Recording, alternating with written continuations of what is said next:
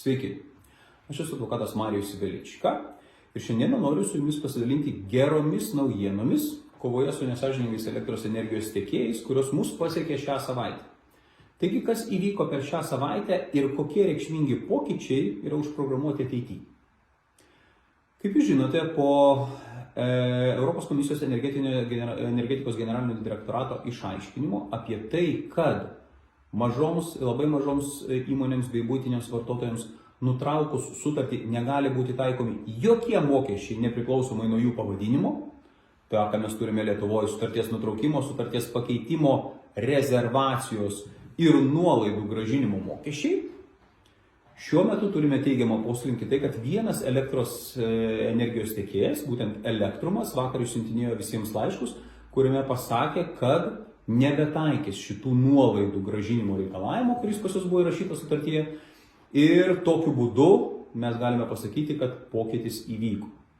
Elektros energijos tiekėjas Elektrumas, kuris buvo taip pat ypatingai nesąžiningas savo klientams, šiuo metu priėmė sprendimą nebetaikyti šito neproporcingo ir nepagristo reikalavimo dėl nuolaidų grąžinimo. Na, kaip veikia šita sistema Elektrume? Elektrumas su jumis pasirašo sutartį, nurodydamas, kad sutarties kaina 1 kWh yra 25 centai. Tačiau apačioje vienoje eilutėje yra nurodyta, kad šitai kainai buvo pritaikyta 50% nuolaida, kas reiškia, kad realiai jūs turėjote pasirašyti sutartį su 50 centų kWh kaina. Tačiau nutraukus sutartį, jums tą nuolaidą teks grąžinti. Na, kitais žodžiais tariant, paimkim, kad jūs išnaudojote 1000 kW, ar ne, po 25 centus, ir dabar nutraukus jums sutartį, jie pradeda reikalauti tokios pačios sumos, kaip tarsi nuolaidų, kurios jums buvo suteiktos. Na, skamba tikrai ypatingai įžūliai ir ypatingai neteisėtai, bet jie tokią sutartį sudarinėja. Taigi šitoje vietoje Elektrumas pripažino tą faktą, kad daugiau tokio absurdo jie nebetaikys. Kas yra, vienas, bet geras žingsnelis į priekį.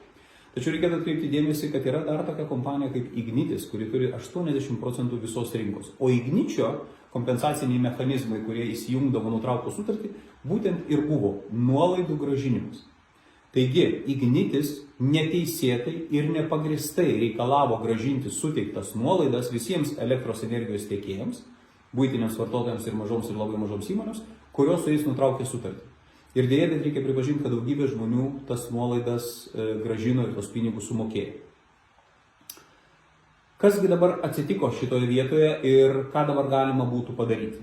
Taigi yra dabar dvi grupės asmenų, kurie šiuo atveju yra rinkos dalyviai, ar ne, vartotojai. Tai yra vieni, kurie nusitraukė sutartis ir dar tų mokesčių nesumokėjo. Tai noriu jums pasakyti, kad jūs jų neturite mokėti ir jie neturi teisės iš jų reikalauti. Jeigu bet kuris iš šitų elektros energijos tiekėjų, Ignitis, Enefitas ar Elektrumas, reikalauja iš jūsų bet kokių mokesčių, nuolaidų grąžinimo, rezervacijos mokesčio ir kitokio mokesčio už tai, kad jūs nutraukėte sutartį, turėdami specialų statusą buitinio vartotojo mažos ar labai mažos įmonės, jūs jokių mokesčių neturite mokėti. Nemokėkit, net nereaguokit į jų kreipimusius. Jūs to neturite daryti. Tačiau yra didelė dalis žmonių, kurie jau yra susimokėję šitus mokesčius. Ar ne, kurios rekomendavo susimokėti tas pats vertas savo išaiškinimais, ar ne, kad tai yra girdi, viskas šito vietoj gerai. Taigi šito vietoj ką dabar daryti tiem žmonėm, kurie yra sumokėję, o tos sumos tikrai turėtų būti labai labai didelės. Yra du būdai, kaip tai padaryti. Vienas būdas yra kreiptis į teismą ir pareikalauti po šitų išaiškinimų, kad šitie pinigai jums būtų grąžinti. Ir šitas būdas yra pakankamai ilgas. Bet šioje stadijoje sakyčiau, kad galbūt dar nereikia jo naudotis.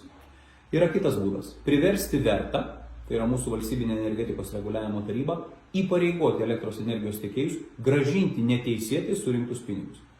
Šiuo metu mes esame šitam teisiniam kely, kuriame rengiamės tą dalyką padaryti ir užtikrinti, kad vertas tinkamai pradėtų eiti savo pareigas ir atlikti savo pareigas ir įpareigotų elektros energijos tiekėjus, kad šitie mokesčiai būtų grąžinti. Aš prašau jūsų dar šiek tiek kantrybės, aš labai tikiuosi, kad per vasario mėnesį mums pavyks padaryti taip, kad elektros energijos reguliavimo taryba, valstybinė energijos reguliavimo taryba, pradėtų tinkamai atlikti savo pareigas ir pradės įpareigoti elektros tiekėjus tos mokesčius grąžinti. Koksai tai bus mechanizmas, aš jums papasakosiu turbūt sekančiame karte, bet mes po truputėlį ruošiame tą teisinį mechanizmą, kurio būtų galima vadovautis. Taigi, reziumuojant, noriu dar kartą priminti. Jeigu jūsų elektros energijos tiekėjas iš jūsų reikalauja sutarties nutraukimo, sutarties pakeitimo, rezervacijos ar nuolaidų grąžinimo mokesčio jums nutraukus sutartį ir jūs esate buitinis vartotojas, maža arba labai maža įmonė, jūs neturite nieko mokėti. Nekreipkite dėmesio jų rašliavas, nieko nedarykite ir nieko nemokėkite. Jeigu jūs esate tie, kurie esate sumokėję, turėkite visus šitus dokumentus, turėkite visus savo pavedimų kopijas. Ir mes šiuo metu tikiuosi, kad per ateinančius keletą savaičių pavyks išdirbti mechanizmą, kuriuo mes galėsime įpareigoti vertą, kad jie užsiimtų tuo, ką neteisėtai padarė, kad neteisėtai išreikalautų mokesčius iš jūsų ir tie mokesčiai būtų jums grąžinti.